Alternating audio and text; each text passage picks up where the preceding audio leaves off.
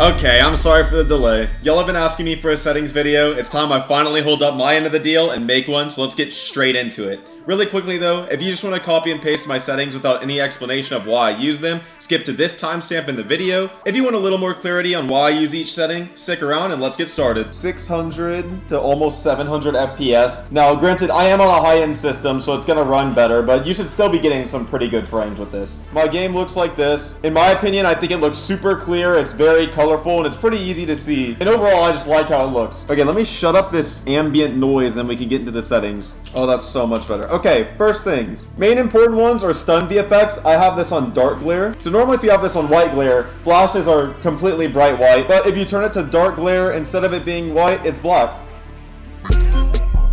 And the reason I play dark glare instead of white glare is because if I'm playing this game at 3 a.m., I don't want to fly back in my chair when I get flashed. It looks like God is descending on my monitor. Diffuser pickup, I would put this on both. Drone after prep, make sure you put this on either semi-automatic or manual. This just makes it where you don't get kicked out of your drone at the end of prep phase. With the compass, I have it on, but make sure you put it on simplified. If we put it on advanced, you see in the bottom middle of my screen, that thing is gigantic, okay? That's like Mandingo size. I like to turn the compass on simplified, so it's way smaller. Everything under compass I have on. If we come to player status, I have health on off. The only thing this changes is normally in the bottom left of your screen, you'll see your health bar there. The only reason I have this off is because it's a confidence thing. I feel like if I don't have my health on or I can't see it, I swing with more confidence. I recommend giving it a try. It feels nice to me. Next, if we come down, I have all my action reminders on off because these just clog up the screen. If you're newer to the game, you should keep these on. All these do is make it where if I'm near a window, it'll tell me if I can vault it, drop it, all my actions I can do. This is just super annoying and in the middle of your screen, so I like to have this off. Coming down to reticle, I have all of these on. For environment, I have teammate outlines and teammate username off. This is just for those super rare occasions on when a teammate lines up with an enemy through the wall so you don't shoot them because you think they're on your team and then they lay you out. You can still tell it's your teammate because I keep teammate icons on. Bans I just have off because I don't care about seeing another Spoit.M8674 getting banned in the middle of my ranked game. Versus update, I also have this on off. This is just so that big 1v4, 1v5 doesn't pop up in the middle of your screen after every kill. That's it for the HUD tab. I like having my HUD like be informational, but I also don't like it being everywhere on my screen. Coming over to the audio tab, the big difference is between hi-fi and night mode. The main argument for night mode is that it does make footsteps louder because it makes gunshots quieter. And while that is true, my issue with night mode is I can never tell the direction of footsteps in night mode, especially if I'm like above a hatch or on a staircase. I can hear the footsteps from farther. I can't tell where they're coming from though, and so that's why I much prefer hi-fi. With hi-fi, I feel like I know my surroundings much better. Everything else in audio is just personal preference on how loud you want the game to be. I have the music off. It's kind of annoying, but the rest of this is all preference. Oh yeah, make sure you have mono stereo on stereo if you want surround sound. If you're on mono, you're a psychopath. For display, I have a 1080p monitor, but if you have a 1440p monitor, it's going to say X1440. That's fine. Just play whatever the highest res you want. Display mode, you should be on full screen. That gives you the lowest input delay. I'm just on borderless because I'm tabbing out a lot. Refresh rate, you should have this on as high as it can go. Aspect ratio, I like 4:3. I think 4:3 feels the best.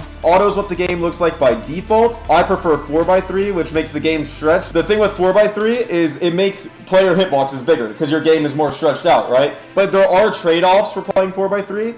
On stretched res, players are going to move across your screen faster, and you lose some of your field of view. So if you see this little black box, if I look right where I can't see it on 4:3, if I turn my display onto 16:9 or auto, they're the same thing, you can see I see all three of these. So your trade-offs for bigger player models, the players are going to move faster and you lose some field of view. In my opinion, it's worth the trade-off though. I recommend trying auto 4:3 and 16:10 and seeing which one you like the most. Field of view I play on 86. This feels the best to me. HUD display area I have on 90. It just feels a little bit more compact. My brightness I have on 70. Coming over to graphics, texture quality I have on medium. Texture filtering, you can realistically play this on linear. I only have it on 8x because it makes your skins look a little bit better. LOD quality, I have this on ultra, but this is because I'm on a higher end system. If you don't, make sure you have this on at least high. Shading quality, make sure you have this on low. Shadow quality, this is very important to have this either on high or very high. Whenever you have shadow quality on, you will sometimes see people's shadows before they swing. I'll show an example on the screen. Rafters on Clubhouse, this is what makes that angle so broken for defenders, is you can see attackers swing before they peek it. Reflection quality, low. VFX quality, everything else is going to be lower or off. Something for thought, I like my anti-aliasing off, but this does make my game look very pixelated. If it's a little too pixelated for you, you can play TAA on 50/50. This will make the game a lot less pixely and a lot more clear. I just prefer the pixels because I used to play on a lower end system, so now I have a really good feel of seeing movement with the pixels. So the big thing here is my sensitivity. I play 800 DPI, 48/48. This is with the Kickstarter multipliers. This is not like base game settings. In Siege, the difference between 5 and 6 sensitivity is a pretty big gap. And this sense multiplier makes it where you can make smaller adjustments to your sensitivity. This is especially important if you're coming from a different game like CSGO or Valorant, where you have that ability to barely change your sensitivity. It just makes it a lot more consistent between games. And really quickly, to show you how to use the multiplier, open your file explorer, head over to Documents, go to My Games, Rainbow Six Siege. The files in this folder will vary. These are all the accounts you've logged on to. In my example, it's my main account, the one I gave to my friend. If you don't know which one's your main account, you can just change it for all of them. It's not a hard change. We're going to go into my main account. We're going to go into GameSettings.ini. This should open a text file. In this text file, we are going to ignore everything except for input. When you come down to input, you should see mouse sensitivity multiplier unit.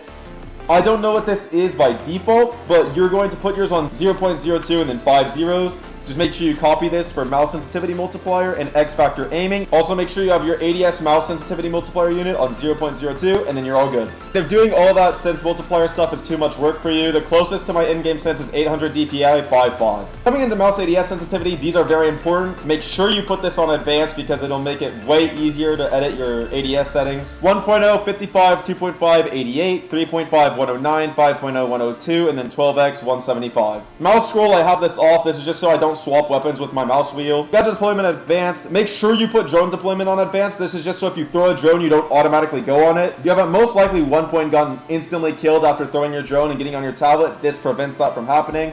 Aim, make sure you have this on hold. Everything else is toggle, except for walk. Coming into my keybinds, I use pretty base keybinds. My push to talk is on V. Lean, I would highly recommend you play Q and E over your mouse buttons, just because quick peeking and getting into a lot of the movement tech in this game, it's a lot more consistent if you have all of that on one hand. It's definitely going to be harder at first than using mouse buttons, but whenever you get into the feel of it, it's much easier to use Q and E than your mouse buttons. I have my crouch on C, melee attack I have on mouse 4, and I have my gadget on X. Also, I recommend moving your primary gadget button to something on your keyboard, as pressing middle mouse down is very inconvenient with certain operators, especially with like buff. Secondary gadget I have on G, and then everything else I'm pretty sure is just base keybinds. For accessibility, if you put color accessibility preset on custom, it lets you choose your optic color. I think the two best are turquoise and purple. I think both of these contrast nicely with the game, and these two, in my opinion, feel the absolute best to use. And I have my optic opacity at 91. You can try putting it on 70. I saw some pros do this where you can see through your crosshair. For example, if somebody was to swing this, you could see their head under your crosshair.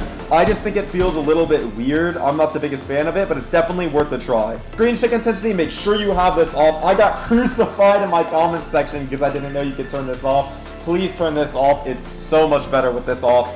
Team colors, I play blue and orange. Some people flip the team colors because they make stuff easier to see, but that's just personal preference. The rest of this doesn't really matter. Let's get on to monitor settings. So for monitor settings, I do have an NVIDIA graphics card. If you have an AMD card, I'll link a video in the description that tells you how to do this as well. Open your Windows bar and just search NVIDIA Control Panel. So once NVIDIA Control Panel opens, head over to Adjust Desktop Color Settings. I have my brightness on 45, my contrast on 55, and then my digital vibrance on plus 100. This is going to make your monitor look super pretty. If the color is a little bit too much for you, you can try 80% at first. Just whatever feels good to you. I like the most color I can get, so I play plus 100. And that's it for specifically colors. If you want to get a couple extra frames, if you open Windows again, go to your Windows settings, come over to gaming, and then turn off game bar. This just takes an unnecessary amount of background RAM. I've also heard something about turning game mode on helping. This did not help me at all. This actually hurt my FPS, but you can give this a try and see if this makes your game run any faster. I have all my settings and screenshots in my Discord server, so if you want to join that and just copy them and leave, that's completely fine. Anyways, I'll see y'all in the next video. Peace.